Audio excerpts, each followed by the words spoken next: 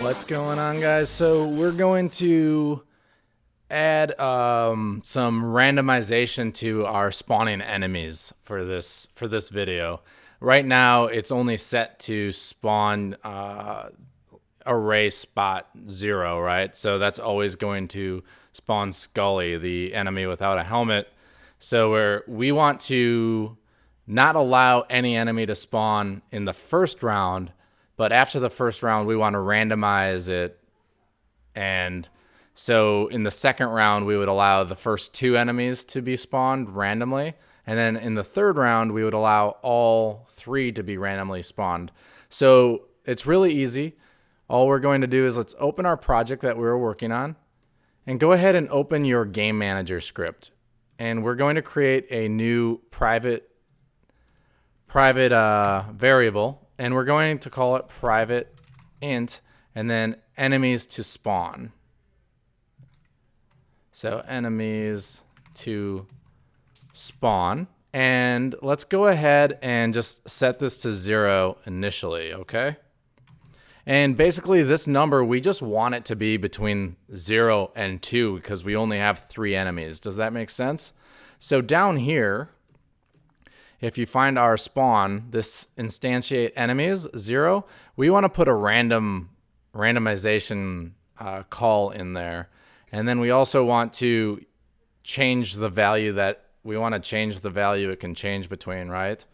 So in next wave pressed, we want to make sure, or I'm sorry, in play button pressed, we want to make sure it gets reset back to 0, right? So enemies, oh, it's lowercase, enemies to spawn equals 0. And that just means that Scully is only going to spawn at the beginning, okay?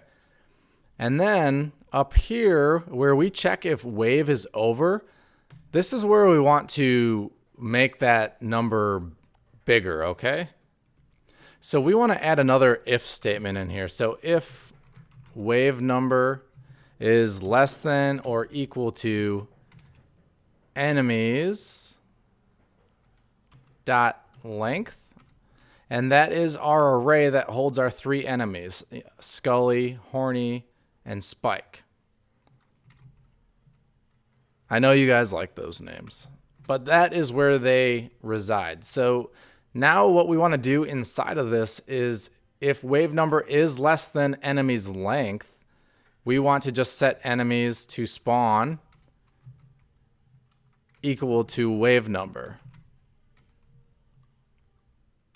So that means if it's wave 0, enemies to spawn would equal 0. If it's wave 1, which would technically be wave 2 because we're adding 1 to it just for the UI, then it would spawn Horny, so the guy with the brown horns. And then if it was number 2, it would be Spike, the guy with the arrow sticking out of his head. And what we're going to do now is call a math random function where we go between 0 and then enemies to spawn. So it'll spawn anything in between those. And we can call that right up here in our array. And it's really easy. We can just delete that 0 and we just call random range. So random.range. All right. And then parentheses and just the number you want it from, the minimum. So that's 0, comma. And then the max is enemies to spawn. All right. And then closing parentheses. And it's as easy as that. And now we're done. So let's go ahead and save this. All right, and since we're here, I'm catching a mistake. We don't want to have new enemy be game object. Let's change this to enemy. And we shouldn't have to cast it, but we'll come back and make sure. So, and then it's yelling at us because the array isn't enemy. So let's go up to the top where we have our private game object. This game object should say enemy. Sorry, I did that typo. But now that is fixed, so that is cool. And we probably have to reset our enemies now to our game object because it probably cleared out. So let's go to our game manager. And yeah, our enemies are gone. So find our prefabs and click on enemies. And we're just going to drag 2 into 0 because that's Scully. And then 1 into element 1. And then 3 into 3. And then go ahead and hit apply. And let's go ahead and run this just to see if we can see some random guys forming.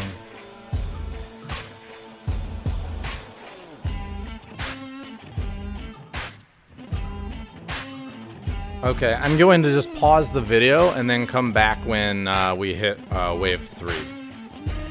Alright, so here we're back, and you can see that we have more than just one enemy being spawned now, so that's really sweet. So we'll leave that video here, and I will see you next